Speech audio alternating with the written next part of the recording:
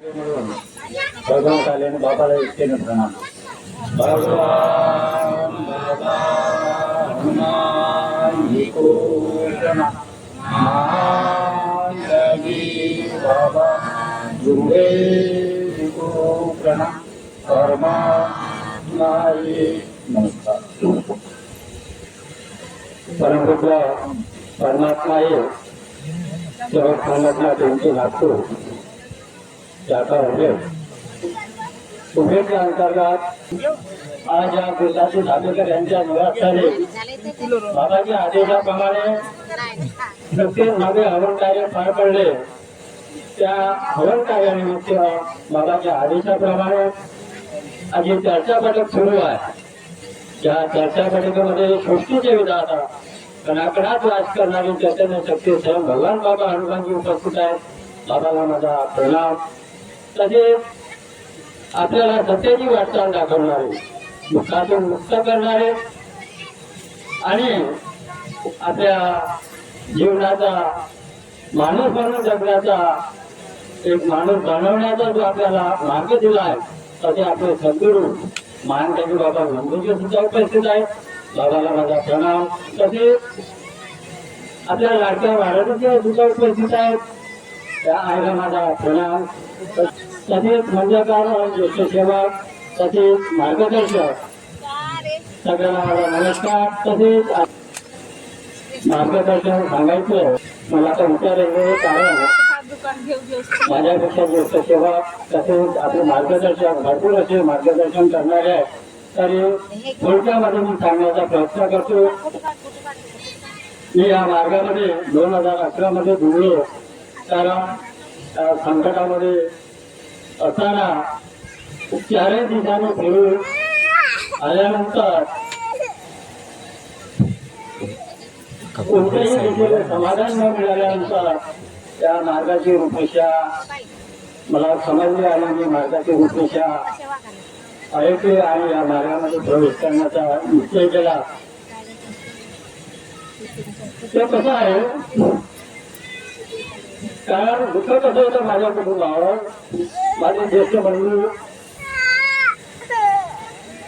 त्याला भूतबाधेचा त्रास होता. त्या भूतबाधेचा त्रास त्याच्या हड्डी कॅन्सरवर त्या रोगानिमित्त त्याने त्रास दिला. तरी आजच्या नवीन विज्ञान युगामध्ये मी त्याच्यावर उपचार जसं दवाखाने आहे तर आपण म्हणतो दवा आणि दुवा घेणे गरजेचं आहे. तर दवाखान्यामध्ये म्हटलं आयुर्वेदिक होमिओपॅथिक आणि ॲलोपॅथिक तिन्ही थेरपी यूज करून खरे समाधान मिळालं आहे. आणि काहून समाधान नसेल मिळालं कारण त्याला बाहेरची कला होती. एक दोन ठिकाणी मेजबानी करून पाहिली. त्याने सत्य सांगितलं की याला बाहेरचं तुमच्या लोकांचं संगम करून त्याच्यावर करणी केली असं काम सांगितलं. आणि त्याला म्हटलं का माझ्याच्याला होत नाही तुम्ही दुसरीकडे बघून घ्या. तरी पण तसे आम्ही फिरत राहिलो, दवाखाने करत राहिलो. असं करता करता त्या काळामध्ये 2011 मध्ये ₹8 लाख नाश होईल. कुटुंब पूर्ण अर्थव्यवस्था झाल्यासारखं होतं. आणि असं कोणत्या दिशेने जावं अशी दिशा समजत नव्हती. त्या पिरियडमध्ये माझ्या गावामध्ये काही सेवक ज्येष्ठ सेवक होते. काही सेवकांनी मला मार्गदर्शन दिलं आणि कार्याला सुरुवात केली. बाबाचा योग आणि सत्य आहे 11 दिशेचे कार्य पूर्ण होऊ दिले नाही. आणि माझे ज्येष्ठ बंधू एक्सपायर झाले. तरी त्याचे दुःख माझ्यावर आले कारण त्याचे दिसणारे होते आणि माझे दुःख न दिसण्यासारखे होते. कारण मला फेब्रिकेशनचं काम करतो माझ्याच्यानं त्याचे दुःख माझ्यावर आल्यानंतर माझ्याच्यानं हाती लहानची इलेक्ट्रिक होती हातूनही उतरता येत नव्हती. एवढे दुःख मला याचा विचार आला. मी म्हणलं आज आपण याला एवढं 4 दिवसांनी फिरवलं. 8 लाख रुपये खर्च केलं पण आता पाठीची पोळ आहे आपल्याला एवढं फिरून खर्च करणार आहे. किंवा आम्ही एकच निर्णय केला त्यावेळी कारण कुठे भटकायचं नाही. कारण आपल्याला असा मार्ग मिळाला जो आपल्याला 24 घंटे आपल्या पाठीशी राहणारा अशी परमेश्वर कृपा आपल्याला मिळाली तर इकडे तिकडे भटकण्याचं काम नाही. खरं आहे, कारण त्याचा अनुभव घ्यायला पाहिजे. अनुभव घेतल्याशिवाय ते भगवत कृपा समजणार नाही. कारण त्या 11 दिवसाच्या कार्यामध्ये मी एक भावाने सांगितलं, बाबा मला ह्या इकडलं माझ्या शेतात येऊन त्यांना रोज घुमवते. मला हा अपशकून आहे. बाबा मला आज दिसला तर दिसला, मला आजपासून त्या खांद्यावरतून घर पक्षी घुमवता दिसला नाही पाहिजे. बाबाची कृपा आहे. आजपर्यंत मला ते 14-15 वर्ष झाले अजूनही तो घुमवत्या खांद्यावर बसला नाही. अशी महान कृपा आहे. कारण सांगण्याचं कारण कसं आहे, कारण शेवट मार्गात जोडतो.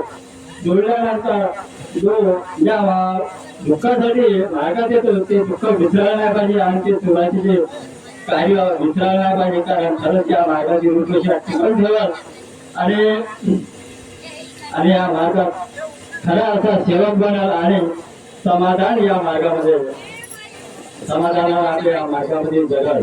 कारण आपल्याला समाधान हवं आहे. आपण पैसा धन दौलत नाही, आपल्याला समाधान पाहिजे. समाधानासाठी या मार्गासाठी जुळलो आहे. कारण बरोबर आहे, या मार्गात धन दौलत नाही.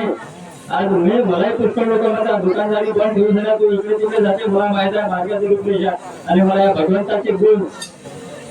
अरे पैसा मिळेल पण समाधान मिळणार नाही. असे बरेचसे लखपती अरोपती आहेत पण त्यांच्याकडे समाधान नाही. तर पैशाचं काय काम, पैशाचं काय काम. तसं ध्येय आपण पकडला का आपल्याला समाधान काय मिळेल. समाधानासाठी आपण मार्गात आलो. पैशाचं जाऊ द्या, पैसाही कमवा पण जेवढा पाहिजे तेवढाच कमवा, पण समाधान नेहमी आपल्या पाठीशी ठेवा. एवढं आता माझं थोडंसं मार्गदर्शन आहे आणि एवढे मी आपल्या 2 शब्दात समाप्त करतो. सगळ्यांना माझा नमस्कार.